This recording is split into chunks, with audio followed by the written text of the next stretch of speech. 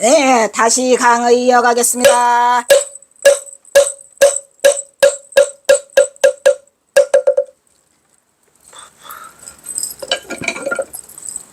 빨리 하자.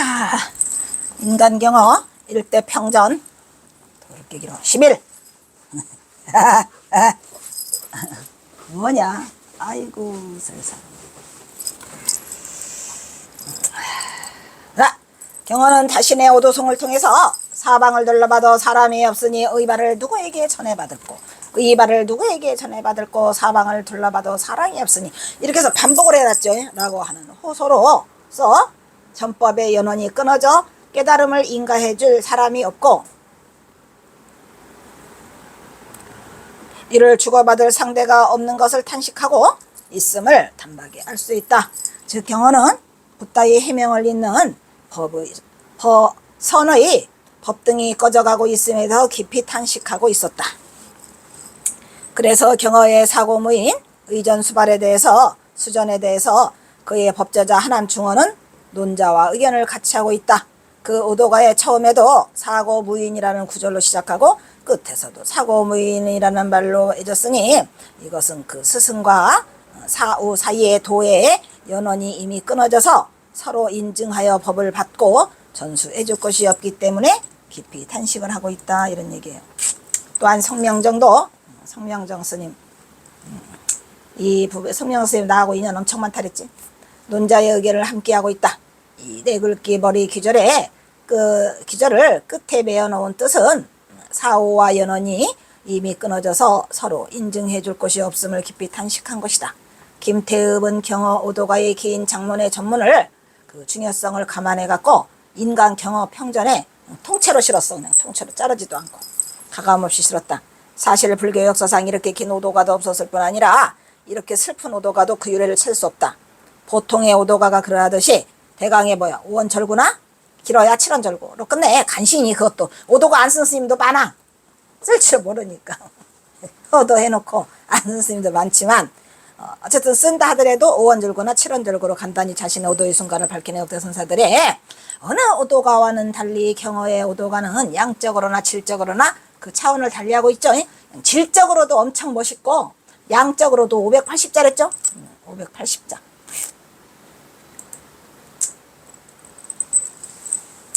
그래서 우리의 오도가의 구구절절히 돌아가고 있는 경어의 이러한 용맹 정진은 과거 조사들의 정진에서도 존철은 그 유래를 찾아보기 힘든 일이다. 한국의 달마라고 할 오도가는 이렇게 탄생되었다고 옹사는 말하고 있다. 이와 같이 무서운 정진을 계속하여 제 돌을 채우고 남은 어느 날에야 달바가지를 벗어던지고 짚었던 주장자를 문 밖에다 집어던지고 슬프고 긴 곡조로 한 노래를 불렀다. 다음은 경어의 진심을 드러낸 안타까운 대목, 오도가 첫 부분과 마지막 부분이다. 사방을 둘러봐도 사람이 없으니 의발을 누구에게 전해받을꼬, 의발을 누구에게 전해받을꼬, 사방을 둘러봐도 사람이 없구나. 봄에는 꽃이 활짝 피고 새가 노래하며, 이게 봄에는 꽃이 활짝 피고 새가 노래하며도 이게 산시산 수시수하고 똑같아. 그 다음에 또 가을바게는 달이 밝고 바람은 맑기만 하네. 이거 똑같죠? 정녕 이러한 때를 당해서 무생의 7가를 얼마나 불렀던가. 무생법인 다시는 태어나지 않는 거죠. 그러니까 완전한 깨달음을 넘어선다는 얘기를 하고 있고, 그 다음에 7가를 말하는 거예요. 7가는 전곡가요? 그래서 얼마나 불렀던가.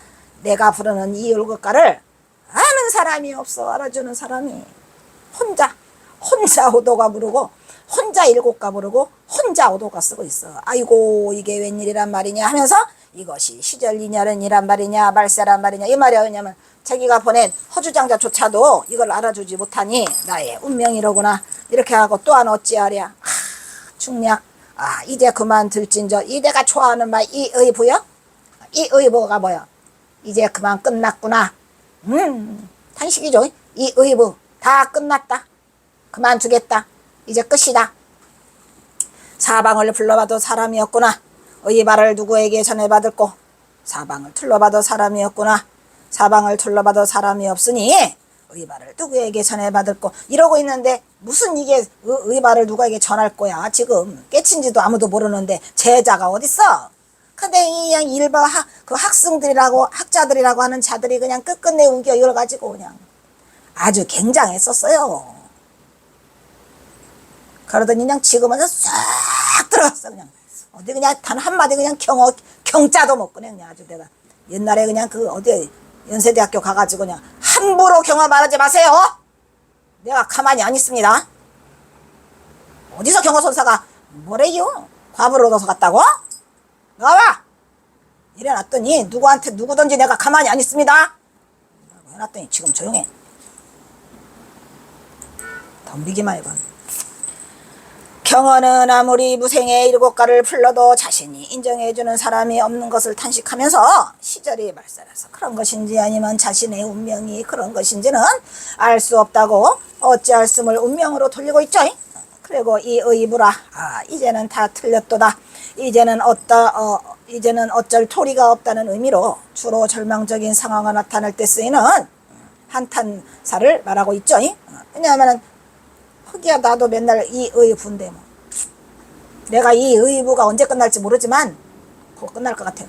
그렇다. 전하이복이라고 이 사건으로 인하여 경어에 오동하는 그러다 보니까 경어사 오도가 길어졌어. 더욱더 찬란한 빛을 발하고 영월 복률과 만화 보선을 가감히 제치고 허주에 붙이려던 정착의 닷을 용암 해연으로 옮겨버려요.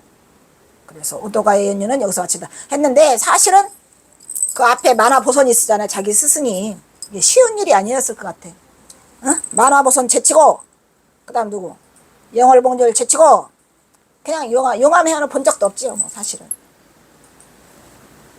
그렇게 했다가 나중에 마음을 돌려서 다시 둘 집어는 뭐 어떻게 보면은 경호선사의 심정이 100% 이해가 가요? 가고도 남는다니까. 그럼 경어가 선택한 용암 해어는 누구인가? 우리가 허주덕진 봤었던가? 허주덕진 생략했던가? 누구 생략했던 것 같은 김태읍이 생략했고 허주덕진은 좀 소개를 좀 했던 것도 같고 용암 해안 경호사 스승이니까 그냥 해야지 어떻게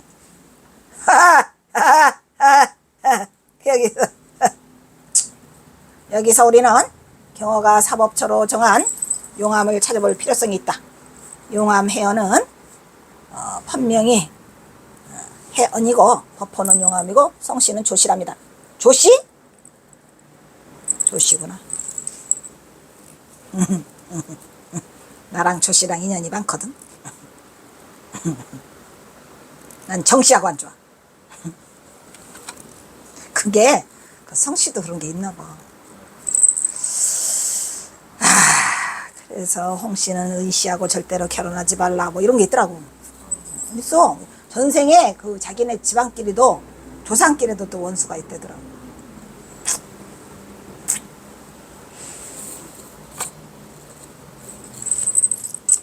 이 용암 해안은 누구냐면 율봉 청고가 있어요. 그 앞에 여기 이어져 있잖아. 경호선사가 지금 이어놨잖아.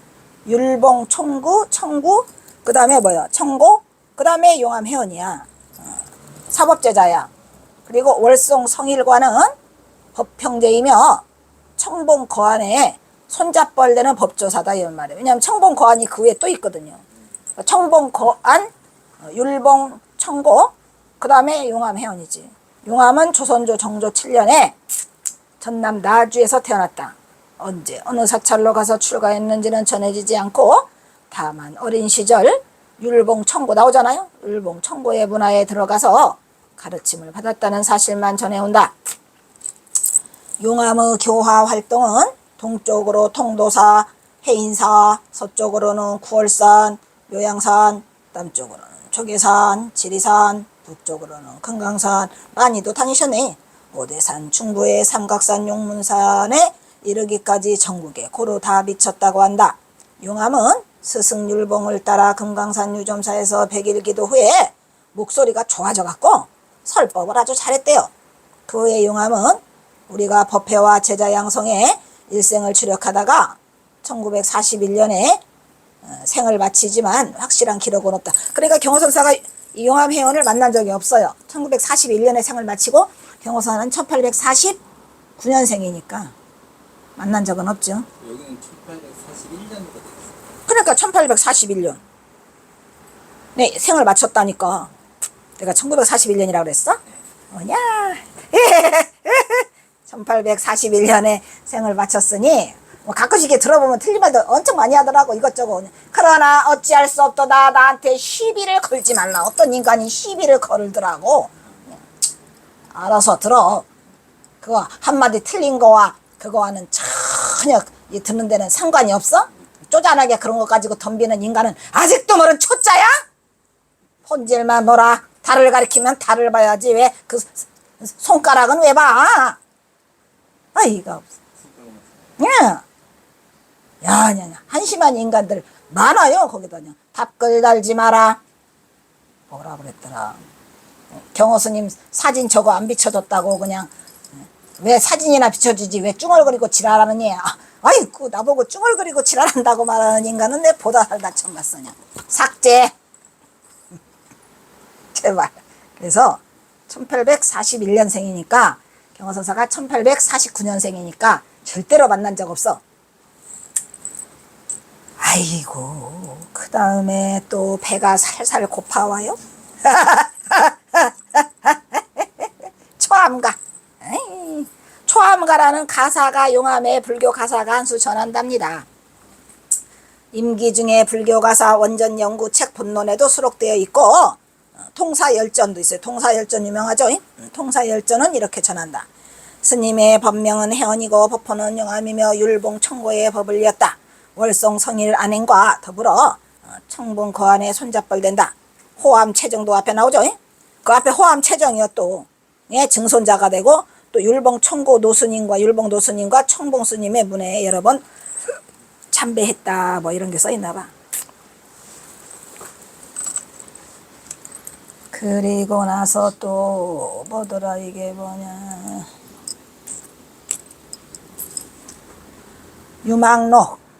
유망록에도 뭐가 남아있다죠.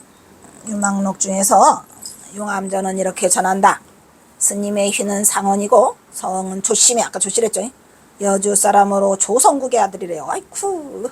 어머니는 어머니가 여산송씨구나. 그래 이게 다 인연이 있다니까. 경호선사가 용암 해안에 또 이렇게 그 거지가 땡긴 거는 여산송씨 때문에 그렇구나. 그래요 안 그래요? 다 이유가 있어. 이유가 있어 없어? 다 있다니. 진사송일성의 따님이다. 꿈에 한 마리의 청룡이 그래서 한 마리의 청룡이 나타나가지고 용암이라 그랬구나. 품에 날아 들어왔는데 이로부터 임신하여 달이 차서 스님이 태어나셨다. 때는 건융 44년 1779년이고 계묘년 8월 초 닷새였다. 다새가 아니고 닷새겠지.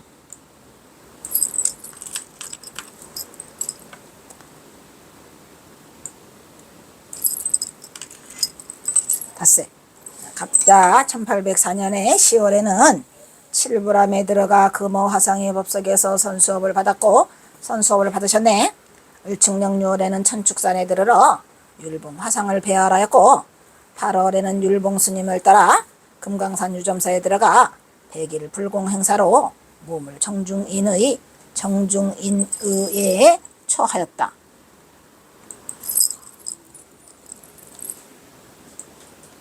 정중인의가 뭐지?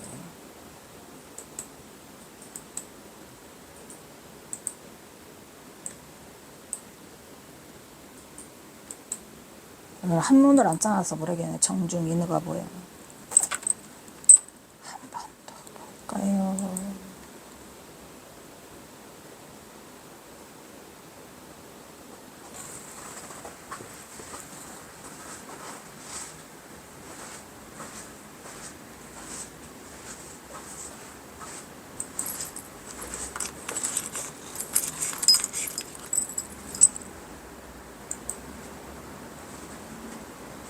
PPT 안 삐뚤어졌어? 그것도 자꾸 봐야 되겠더라고. 안 보면은 왜 지 스스로가 자빠져. 자빠지기는 똑바로 가야지. 그래 안 그래?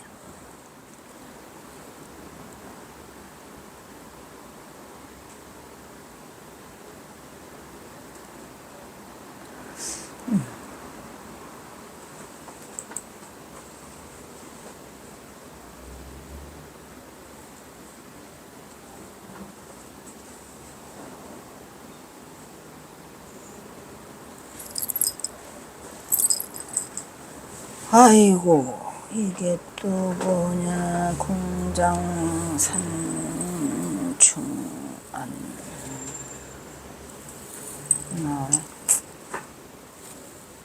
한문 좀 다시 보니까 다시 정중인이 한문을 찾아보니까 선정해 둔 사람을 말하는 거라서 그냥 그런 저런 맞는 것 같으네. 그지? 정중인에 들었다는 것은 선정에 들어서 수행을 했다 뭐 이런 얘기입니다. 정중인. 근데 이렇게 한문으로 그냥 막 써놓으면 안 돼. 그래서 꼭 봐야 돼. 한편 경남 양산 통도사에는 용암당 해연의 영정이 봉안되어 있다. 용암 해연은 율봉 청고의 사법제자로 청고에게서 무뎌진 손도끼. 이거 멋있어 안 멋있어? 이거 뭐냐? 어디서 이렇게 써? 이게 어디에 써 있냐? 아까 어디 써 있다 그랬지? 동사열전에 써 있다 그랬던가? 무뎌진 손도끼 법통. 멋있지? 나도 무뎌진 손도끼라고 할래. 앞으로는 법통이라고 하지 말자. 멋있어? 무뎌진 손도끼가 한문으로 뭐 있나? 법통을 전해받고 다른 사람들을 가르쳐도 좋다고 인정하여 전국의 용암이 법파가 미쳤다고 한다. 아, 그랬구나. 그러면 우리가 알고 있는 용암 해연이 꼭 연불선만 한 건 아닌 것 같으네. 굿. 이 소식이네.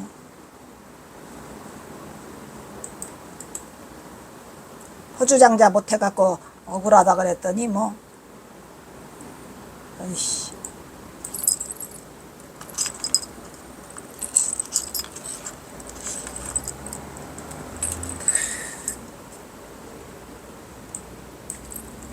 배고프다.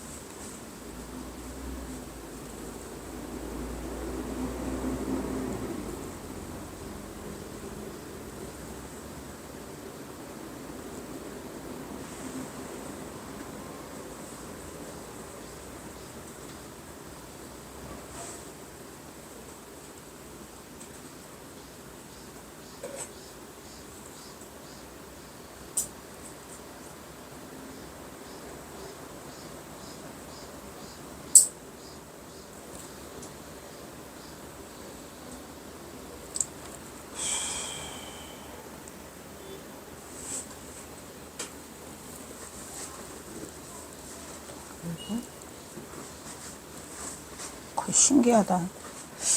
돌부라고 한다는데 돌부? 돌자가 무뎌진이란 돌이 있나? 하여튼 무뎌진 솔도끼, 도끼가 도끼 붙자니까.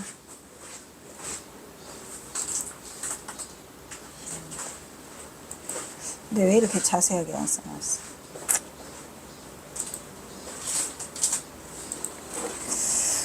그래서 무뎌진 손도끼 돌부를 전해받고 다른 사람들이 가르쳐줬다고 인정해서 다른 사람들을 가르쳐줬다 해서 법회했다.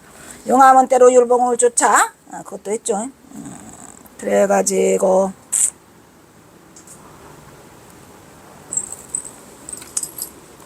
목소리가 좋아져가지고 그래서 용암 회원이 저기를 했구나. 연불선을. 그래 안 그래? 이해가 안 가?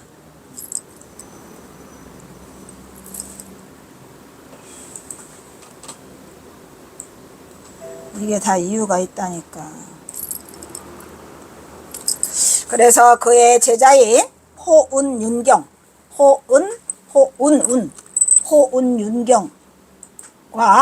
대운성기, 운자 돌림인가 보지. 포운대운 성기도 역시 스승의 가풍을 이어서 청아 한 목소리로 설법을 잘하여 이후 설법의 한 전형을 이루게 되었다고 한다. 즉 제방에서 설법을 하다가 나무아미탑을 해야 하네요. 나무아미타불을 높은 소리로 부르는 것은 용암과 그의 제자들에 의해서 비롯된 것이라고 한다. 오늘날은 거의 모든 법문 끝이나 연불문에서 이거 해야 하네요. 고승의 선창에 따라 호렴고는 사부 대중에 따라 복창하는 형식으로 불가에서는 이미 보편화되어 불교 의식의 한 형태로 자리 잡았어요, 안 잡았어요? 이게 바로 용암회원과 그의 제자. 아시겠죠? 그랬구나. 그 다음에 부제 31 용암 장로로서의 나의 수법사를 삼아서 법맥을 따지게 하고 이 말이야. 경허 법어지 개당 설법에 실려있는 길고 긴 오도가 속에는 내 일찍이 방랑자가 되었기에 나 또한 나그네를 불쌍히 여기노라 하는 구고절절 애절함이 배어있고 또한 슬프다 어이하리 무르 의발을 누구에게 전할까 하는 전할까가 아니고 전해 받을까죠. 전해 받을까 하는 진한 슬픔에 배어있다. 어쩐지 경허의 운명을 예감하는 듯이 들리기도 하다. 경허는 깨치는 순간부터 이처럼 고독과 슬픔으로부터 출발하는 경허선 그 자체를 이루고 있다.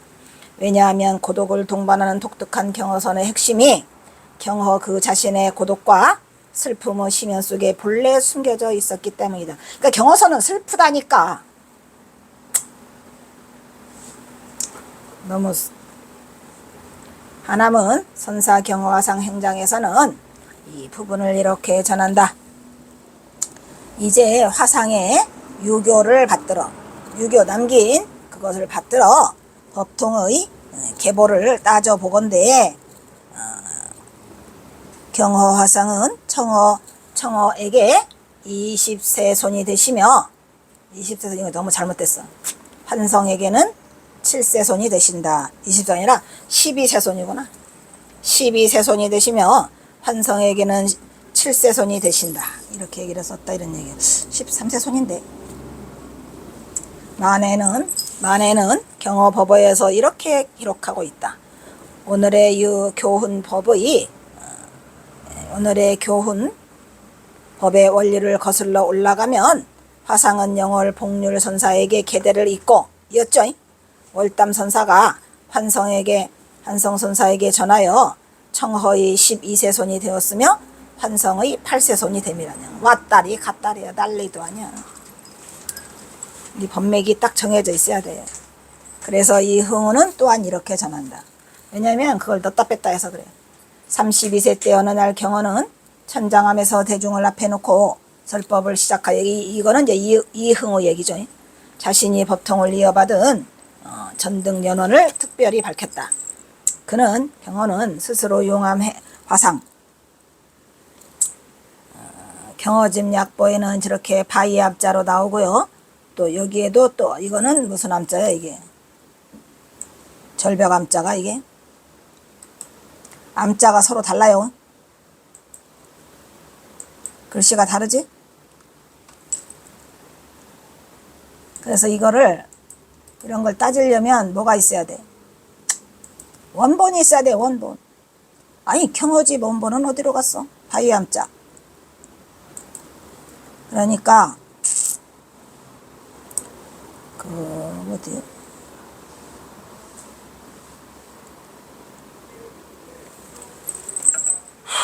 약보에는, 그러니까 여기는 바위 암자고, 또, 경허집 약보에는 또 틀리다 그랬죠. 그러니까 이거 자체도 지금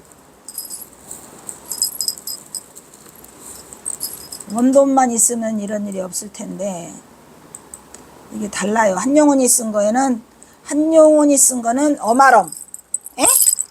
그 다음에 저기는 바이암 이렇게 써 있단 말이야. 이흥우는 바이암이고 그 다음에 한용운은 어마럼이니까 내가 생각하기에는 어마럼이 맞는 것 같아요. 한용운이 집석 썼잖아. 그리고 이흥우는 이제 또 옥성의 피안길이라는 곳에서 썼기 때문에 암자가 서로 달라. 나는 청어에 여기에는 또 뭐라고 써있어? 11세 손이고 환성의 7세 손이라 했죠? 나는 이 경허집을 제일 한용운이 쓴 경허집을 믿어요.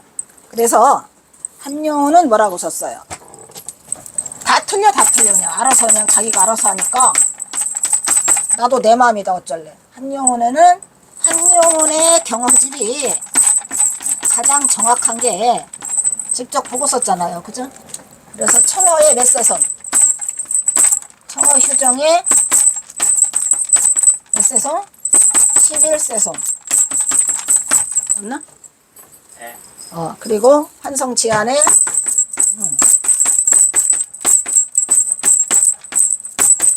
7세손이랬죠? 이게 제일 정확해. 그게 이제 어떻게 바뀌니까 얘가 11세손에다가 뭐를 집어넣어? 영월복률과 하도 답답해서 내가 너무 많이 그냥 왔다리 갔다리 자기들 마음대로. 이게 만화보선 이렇게 해서 여기다가 뭐래요? 청어휴정의 이제 몇 세손? 청어휴정이 이제 13세손이 되는 거죠. 두 개를 넣으니까. 그리고 여기는 9세손이 되는 거죠. 이게 가야 안 가야? 이렇게 해야 제일 정확해. 바꾸기만 해봐. 바꾸지 말라고. 그냥 경호선사가 저렇게 써놨잖아. 썼어요 안 썼어? 썼는데 자꾸 바꾸고. 근데 이제 이 누구야 이거? 그 만의 한용운은 그냥 여기 경어집에 있는 것만 썼고 저거를 설명하지는 못했어요. 저거는 1902년에 경호선사가 그 삼척갑산 가기 전에 써놓은 거란 말이야. 그러니까 경어집에 있는 내용으로만 했고 저거를 집어넣으면 다시 청어휴정에 13세손 둘 집어넣이. 그 다음에 환성지안에 9세손 이렇게가 정확하단 말이야. 그럼 경어는 과연 청어와 환성의 몇 대손인가? 여기에 관한 이설은 아주 풍부하다. 그러나 물론 이유는 간단하지 않다. 경어 법맥 산정의 근거는 4차례에 걸쳐서 편집되고 간행되고 증보된 경어집에서 그 근거를 찾을 수 있죠. 함부로 바꾸지 말라. 이건가? 아니다.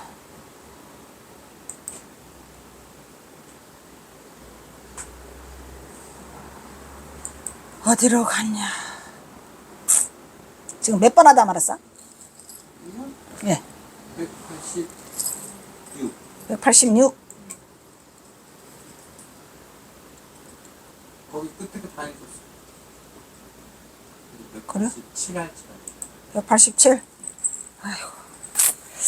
그래서 이렇게 복잡해졌다 이런 말씀이죠. 그 다음에 만의 한용운 쓴 것도 지나고 그 다음에 경어의 법맥설은 하도 많아서 첫째 청허 11세손 환선 7세손 이게 1등이야. 그래 안 그래? 그래서 이제 지금은 청허 13세손 환성지안의 몇 세손? 9세손이 하죠. 둘째는 청허 12세손이 또 있어요. 청허 12세손은 또 왜냐? 이제 영월 만화 보선만 넣고 영월 복류로 뺀 거야 또. 왜냐? 경호선사가 만화 보선은 나의 수업사라고 했는데 나중에 그 스승이 되니까 그러니까 11세손이 12세손 된 건 하나 맞는 거라 이란 말이야. 환성 8세손도 하나 맞는 거죠. 그리고 다시 청월 13세손 환성 9세손 이게 최고지. 그래서 청월 11세손 환성 7세손의 근거는 하남의 선사 경허상 행장과 만의 한용운의 약복 속에 있는데 이 설은 경어가 말하는 법맥의 계승이 직접적 인가를 법맥의 필수 조건으로 보지 않는다는 것을 특징으로 볼 수 있죠. 왜냐하면 직접적 만나지도 않았어도 그냥 이어버렸죠. 그러나 한상길은 청어 11세손 환성 7세손이 경어의 육성이 아니라고 다른 해석을 하고 있다. 말이 안 되죠. 즉 하남의 선사 경어상 행장과 만의 약보 모두가 경어가 자신의 변맥을 스스로 말한 게 아니고 그것은 부연선명을 한 뿐이라고 주장이다 이런 말이야. 거기다 부연선명. 그런데 하남과 만의 기록 모두가 주어가 화상이야.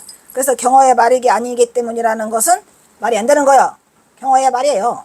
여기에서 다만 문제가 되는 것은 그 수덕사에서 펴낸 게 있어요. 경어 법어라고 제목을 그거는 또 경어집이라고도 안 했어. 경어 법어라고 펴낸 거에 청어 12세손 환성 8세손이 등장하는 거야. 그러니까 막 세 개가 막 난리를 떨고 헷갈리고 있는 거죠. 하나 집어넣으면 안 된다니까. 그래서 내가 내린 결론은 땡땡땡 뭐다? 저거 2개 집어넣어줘. 존말로 할 때 그렇게 돼야 13세손 몇 세손이 돼? 구세손 딱 끝났죠. 그거 넣어달라는 얘기죠. 그래서 여기에서 다 집어넣어줘야 돼요. 왜냐면은 다른 말할 게 뭐 있는가? 경허선사가 직접 써놨는데 뭘 어쩌라고. 그건 말이 안 되는 거예요. 후학들이 경허선사가 이런 일이 벌어질까봐 저렇게 쓰고 가셨어요? 안 쓰고 가셨어요? 썼어요. 직접. 그 해월에게 주면서 해월 옆에 주면서 등등상속을 써준 거야. 해월 해만까지. 경허법원은 수덕사 덕승문중에서 간행한 것이어서 덕승문중의 공식 법맥인 것으로 오인할 여지가 있다. 하지만 경허법원은 11세손과 12세손, 13세손으로 근거가 되는 내용을 다 담고 있어요. 거기다가. 이런 정황으로 보아서 덕승문중은 공식 법명을 확정하지 못한 것으로 보인다. 이런 얘기야.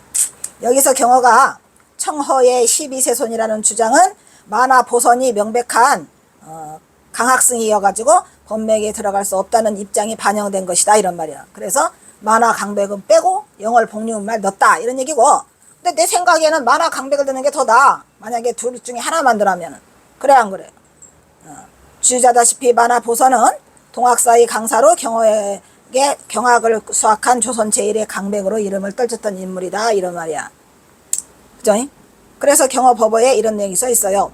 후일에 나의 제자들은 용암 장로로서 나의 수법사를 삼아가지고 법맥을 따지게 하고 동학사반의 강장로 노장으로는 나의 수업사를 삼게 하라. 이렇게 썼답니다. 근데 과연 이걸 썼는지 안 썼는지는 경허선사를 두드러 깨봐야 알아. 스님 복잡해요. 그냥 존말로 할 때 경허선사가 써놓은 걸로 하는 게 제일 낫나. 물론 뭐 이런 말을 했을지 안 했을지는 아직 음성이 남아있지도 않고 없으니까 후학들이 이렇게 썼을 수 있잖아요. 간단하게 이것저것 빼고 그냥 경허선사가 남긴 걸로 끝내자 이런 얘기요. 맞아 안 맞아? 제일 정확하죠? 그렇다면 경허의 법맥은 어떻게 정해져야 할까는 이 부분은 쉽게 해결할 수 없는 난제로 지금도 의견이 분분하여 다음 기회로 미루고 여기에서는 이 정도만 언급하기로 하자 했는데 사실은 그게 아니죠. 김태읍의 인간 경허 평전으로 다시 돌아가자. 이와 같이 말을 하고 새로금 사고 부인을 단식하였다고 한다. 그래서 대사는 여러 날을 번민하다가 어느 날에 오도가를 읊으니 그것이 지금까지 유명한 사고 부인의 노래였다. 대사의 사고 부인이라는 오도가가 제방에 행하자 제방의 모든 사람들은 대사가 참으로 오도를 했는가 하며 의아한 눈을 가지고 대하는 사람이다. 이런 썩을 이랬다니까. 의아한 눈을 가지고 대하는 사람 말았대.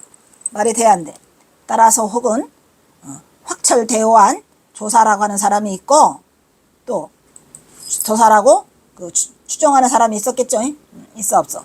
조상하는 사람이라고 추측하는 자도 불소하였다. 적지 않았다 이런 얘기죠.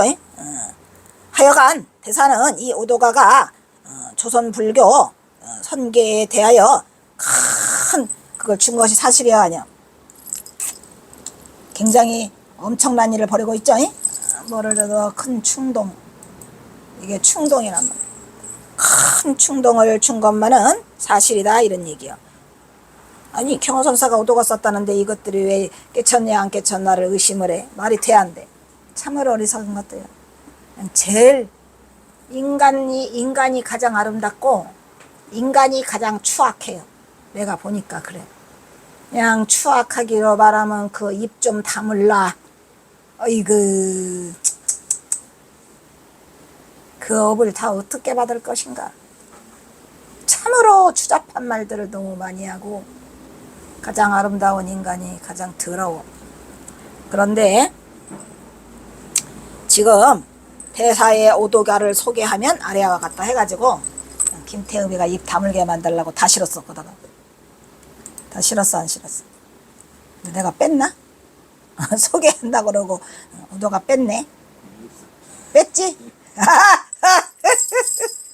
친한 보고 싶은 사람은 꼭 보고 싶은 사람은 경허집 45강에 가면은 오도가 전문이 실려 있고 자세히 알 수 있습니다. 이와 생략 나도 몰라. 설명 입이 아파서 뺐고만 그래. 아이고 잘했네. 힘들어 배고파. 지금 그거 나오면 큰일 나? 아이고 그랬구나. 진짜 썼나? 안 써야 되는데 썼나?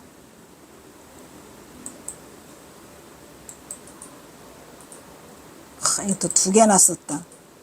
이게 잘못하면 2개가 겹쳐 들어가더라고. 몰랐어. 겹쳐 들어가는데 우리 아들한테 돼지게 혼나고, 어머니 확신 어저께 하는데 돼지게 혼났어. 그래, 어머니 안 됐습니다. 2번 들어갔어요. 확실히 눌러주세요. 뭐가 그렇게 급하세요? 안 돼. 이게 확실히 안 누르면 복사가 안 되고, 확실히 안 누르면 앞에 거 그냥 들어가더라고. 2번. 어저께도 몇 개 지웠는데 또 나오네. 여기도. 나는 이게 왜 나오는가 했더니 다 이유가 있더라고. 그래서부터냐.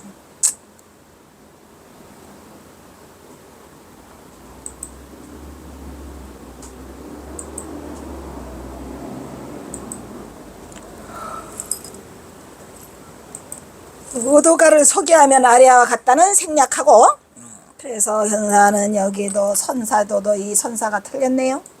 먼저 선자를 써야죠.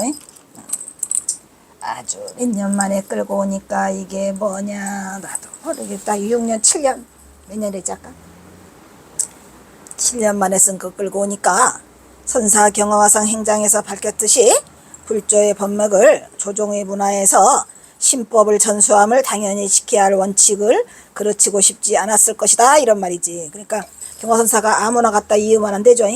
그래서 깨친 경어는 당연히 무릇 의발을 누구에게 전할까 보다는 먼저 의발을 누구에게 전해받을까를 더 시급한 일로 받아들여서 이 대사를 진행시켰을 것이다. 그 충분한 근거는 선사 경어화상 행장에서 찾을 수 있다 이런 말이야. 아까 이거 했죠. 그래서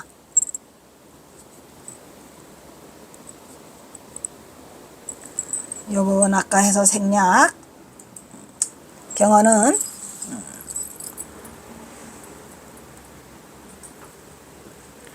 자신의 오도송을 통해서 사방을 둘러봐도 사람이 없으니 의발을 누구에게 전해받을까에 의발을 누구에게 전해받을꼬 2번 썼죠. 사방을 둘러봐도 사람이 없는데라고 전법의 연원이 끊어져 깨달음을 인가에 사람이 없고 이를 추구받을 상대가 없으면 정말 속상하셨나봐. 연속으로 2번을 반복 쓰시거든요. 그래서 사실 이 부분의 내용 또한 김태읍의 글에서만 서술되어 있어요. 다른 데서는 있지도 않아요. 그래가지고 경어집 쪽에조차 이것이 기록되어 있지 않아가지고 이렇게 상세하게 기록된 부분을 일찍이 접할 수 없었기 때문에 이것은 경어 연구에 1점을 보태는 귀중한 재료가 된다 이런 말이야.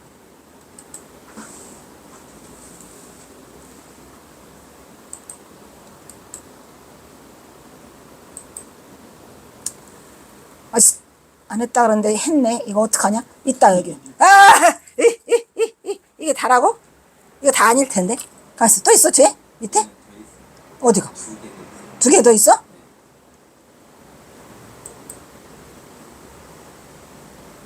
어떻게 하냐 이거. 2개? 2개야 3개야? 2개야?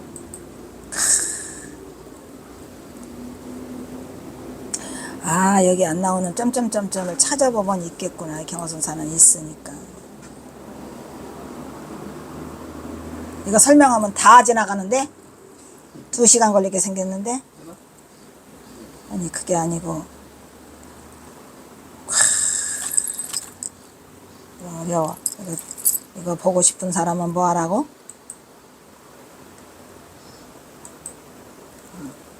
이거 사인 사고부인하니 의발 수전 이거 있죠?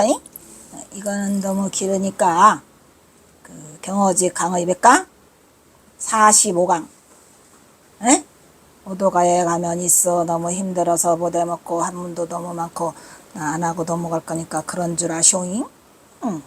그래서 무엇으로 넘어가? 또 있네? 넘어가. 거기에 가면 한글의 토도 한문의 현토도 다 달아놨으니까 안심하시고 거기 가서 보쇼잉? 거기 봐라. 여기 점점점점 다 있잖아. 물음표까지. 그리고 끝이야 이게? 여기 한글은 좀 있구나. 또 있네. 없는 줄 알았더니 왜 자꾸 나와.